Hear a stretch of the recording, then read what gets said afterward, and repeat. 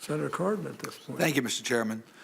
Let me start by saying that I am really disappointed that as we start this debate, the two basic principles that I thought members of this committee would embrace are being violated. First, this bill is not aimed at middle-income families. When you take a look at how much relief is given at the highest income levels versus the type of relief in middle-income families, you understand that this bill is aimed at the wealthy.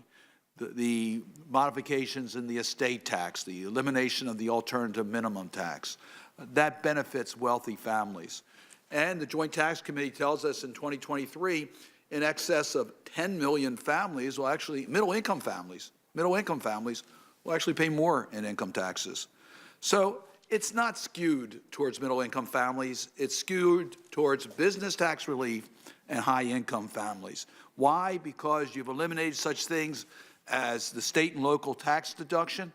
Let me just qualify that. You've eliminated the state and local tax deductions for individuals, but not for businesses. They can still take their tax deductions, just individuals cannot. In my state of Maryland, almost 50% of our taxpayers use the state and local tax deduction. So that's not fair.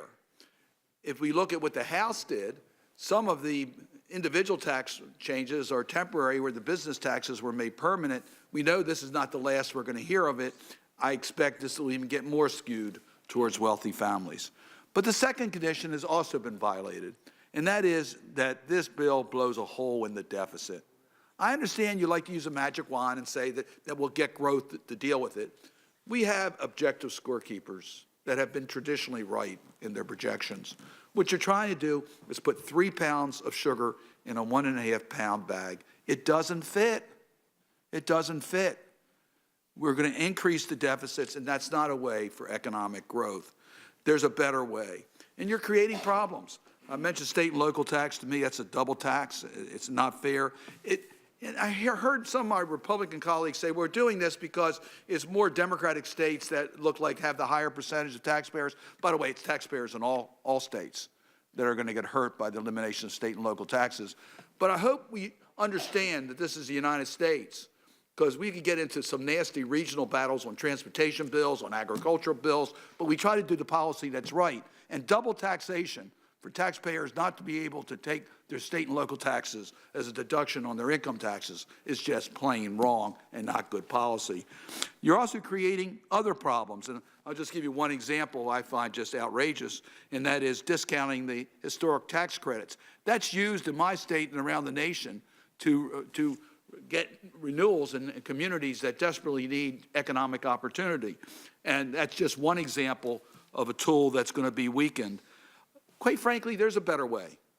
If we want to create jobs, then why don't we take a bipartisan proposal we had in the last Congress, use the funds that come from repatriation, and put it in infrastructure?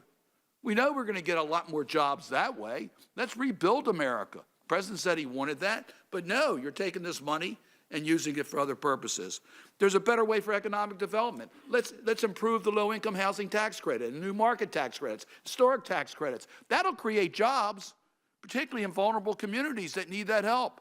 But no, you're not improving those tools that are available if we're really interested in job growth. Why don't we do something to really improve retirement security in this country? We have bipartisan proposals to do it.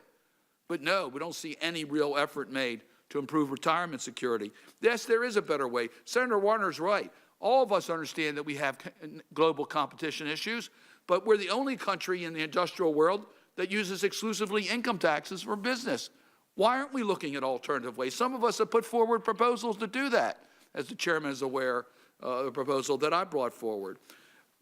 We want to work in a bipartisan manner. Why? Because we'll get a better bill, and it will stand the test of time. We're not getting off to a good start here. I would urge the chairman to recognize that this is not a transformational bill that you've brought forward. You put together tax cuts of various groups in a package that makes little sense for middle-income families and for our national